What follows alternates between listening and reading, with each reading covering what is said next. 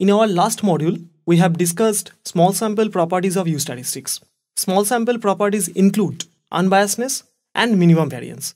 In this module, we provide some large sample properties of U statistics. Large sample properties include consistency and asymptotic normality. However, we provide only an outline of a proof of asymptotic normality of U statistics. Lastly, we shall discuss degeneracy of a U statistic and support by an example.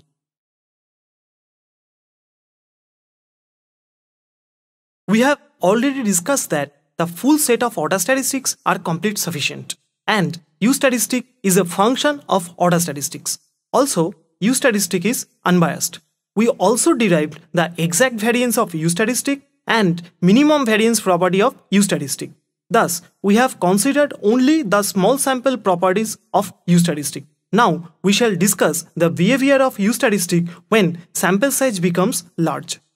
To judge the performance of an estimator in large samples, we generally use consistency and asymptotic normality. In consistency, we try to find the limiting value of the statistic. In fact, consistency is nothing but the convergence in probability. In addition, consider asymptotic normality, that is, whether a properly scaled and normed version of U statistic has a normal distribution in the limit or not. Consistency gives a limiting value, whereas asymptotic normality specifies the rate of convergence to the limiting value. We note that a consistent estimator having asymptotic normality is known as consistent asymptotic normal, or a CAN estimator. We shall examine whether U statistic is a CAN estimator. Suppose UN is a U statistic with kernels of degree k and sigma 1 square greater than 0 and sigma I square less than infinity for every I greater than equal to 1. Then the limiting value of variance of square root of n into UN is k square sigma 1 square. For the proof, first of all, consider that the variance of square root of an UN is nothing but the n times the variance of UN. So, let us consider the behavior of n into p nk.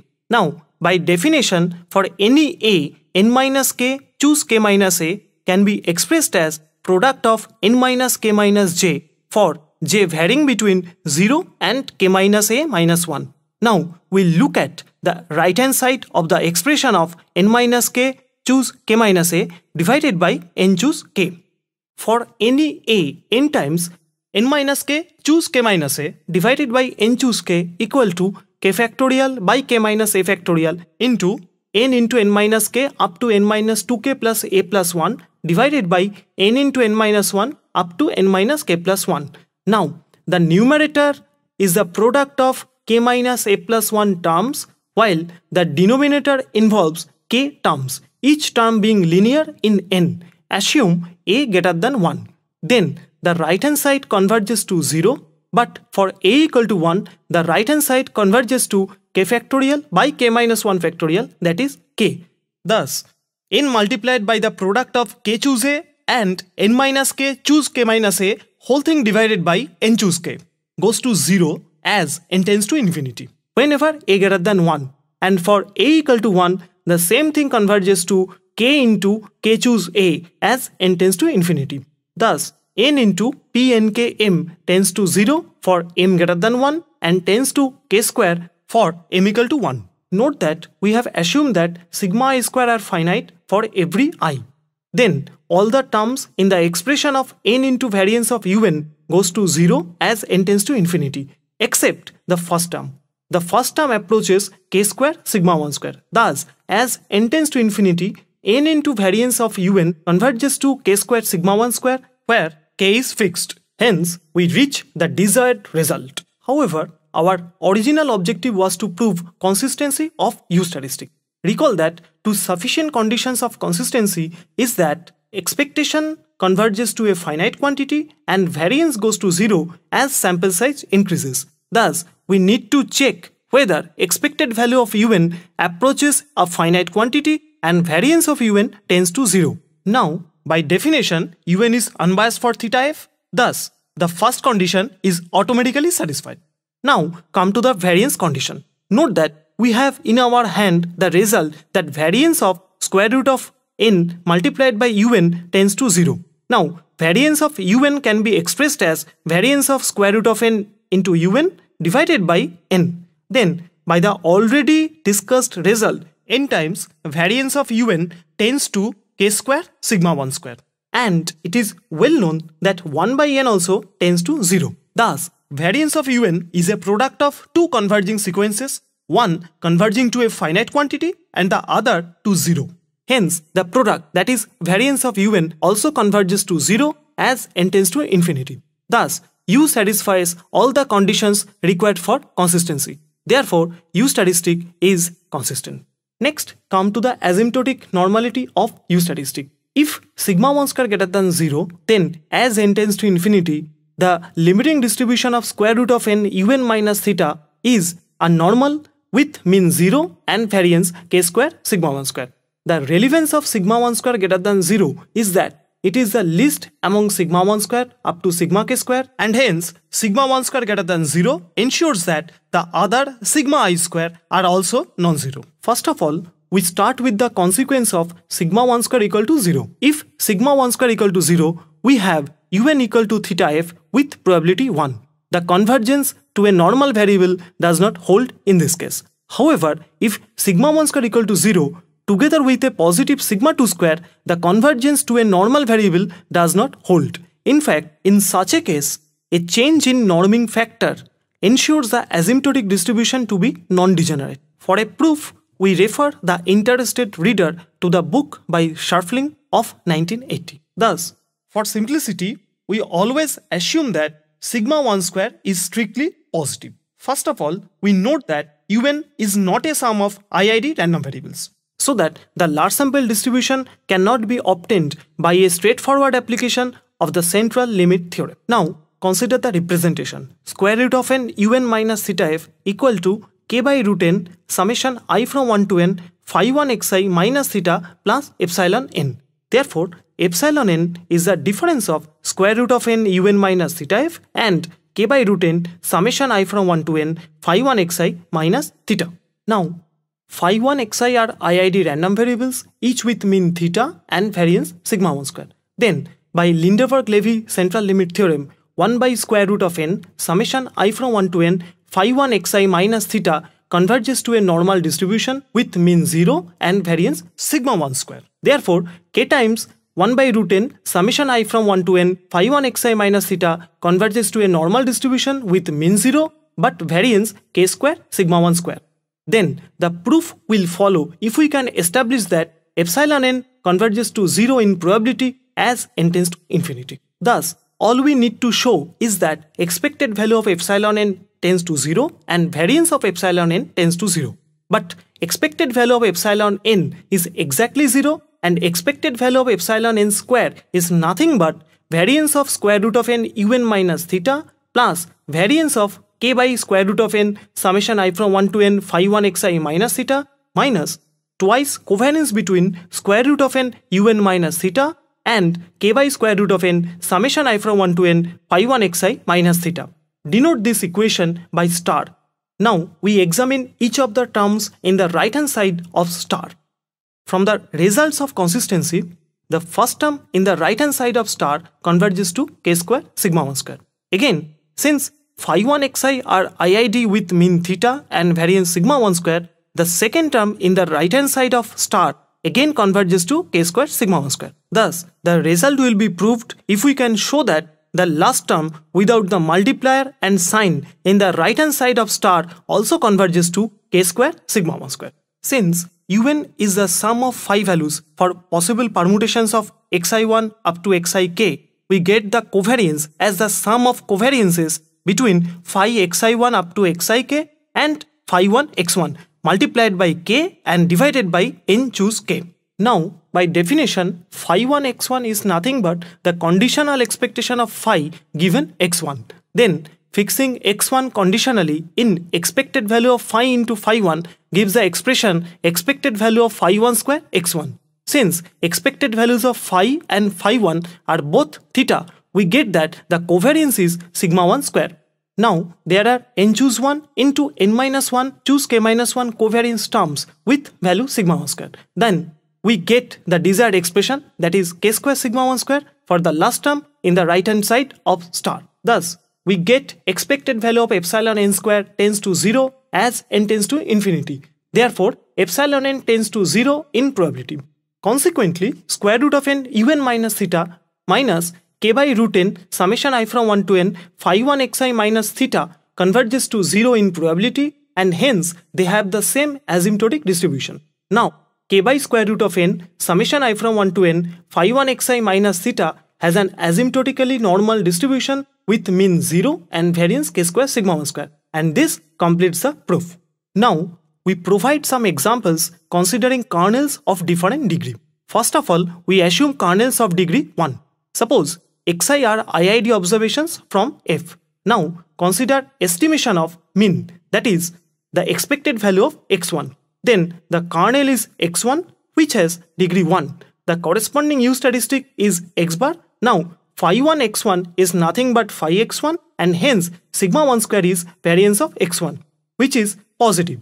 Therefore, square root of n u minus theta converges in distribution to a normal variable with mean 0 and variance of x1. Next, consider estimation of rth order row moments of F. Then, the U statistic is simply the sample rth order row moment. Here, sigma 1 square is nothing but the variance of x1 to the power r. Since variance of x1 to the power r is the difference of 2rth order row moment and the square of the rth order row moment. Therefore, the result holds. Now, consider kernels of degree 2. Consider estimation of square of mean. Then, the kernel is x1 multiplied by x2, which has degree 2, and we get the U statistic as x bar square minus small s square by n, where small s square is the sample variance with divisor n minus 1. Denoting the expected value by mu and variance by sigma square, we have already established that sigma 1 square is nothing but mu square into sigma square. Thus, we get that the asymptotic distribution of x bar square minus s square by n is again normal with 0 mean and variance for mu square sigma square. Next, consider estimation of variance of x1.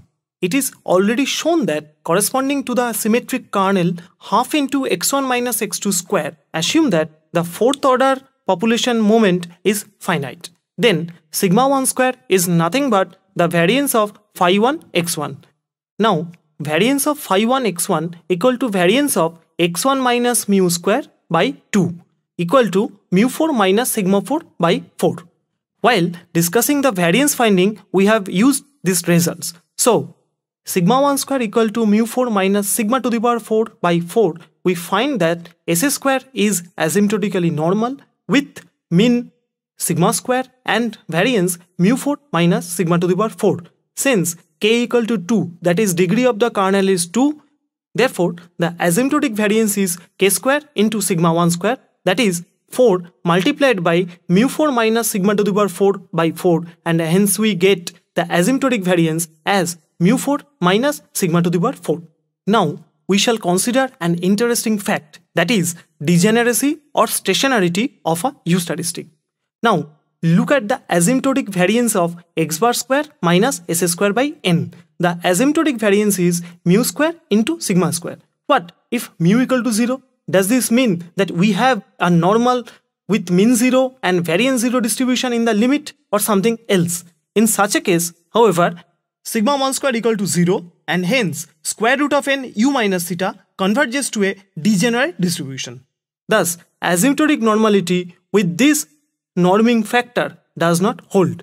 Such a situation leads to degeneracy. Formally, consider a U statistic with symmetric kernels of degree k.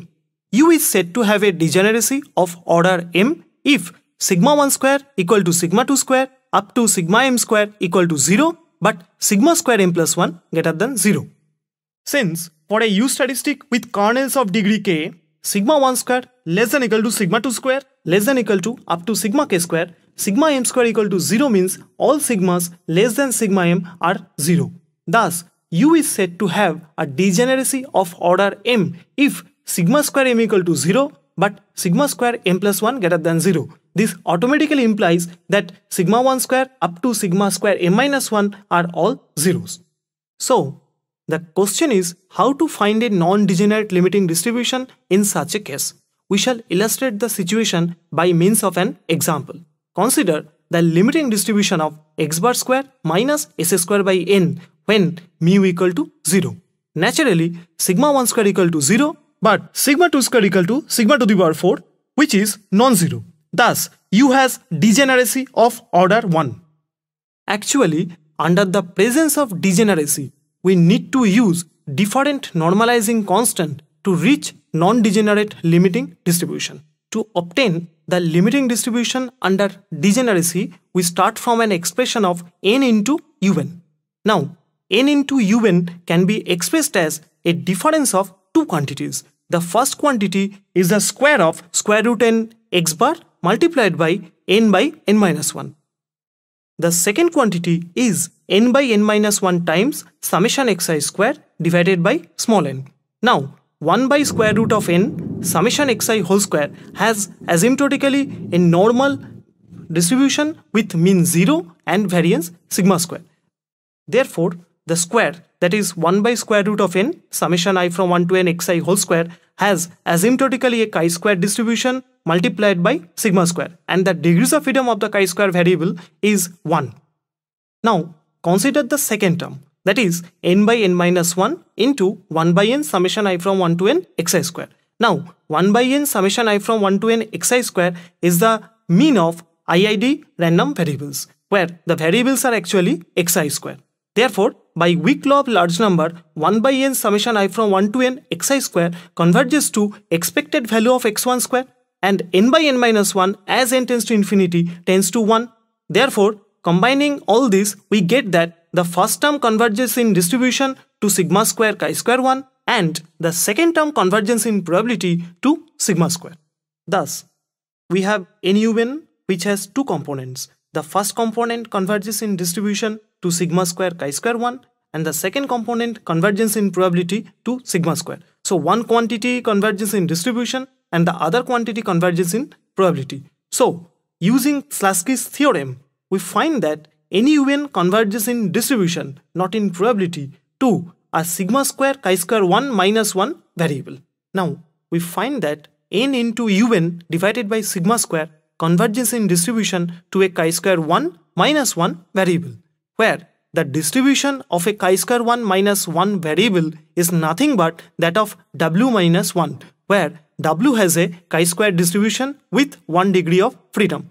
Therefore, we need n instead of square root of n as the normalizing factor to get a non-degenerate limiting distribution. But the limiting distribution under degeneracy is no longer normal. It is in fact some function of chi square 1 variable. Now, we have considered only stationarity or degeneracy of order 1, but there may be degeneracy of order 2 or degeneracy of order 3. So, for more interesting results, we refer the reader to the book by Surfling. We have just established consistency and asymptotic normality of U statistics under fairly general conditions. However, our results are based on observations from a single population, but in practice, there may be a number of populations. So, in our next module, we shall extend the results for observations from multiple populations.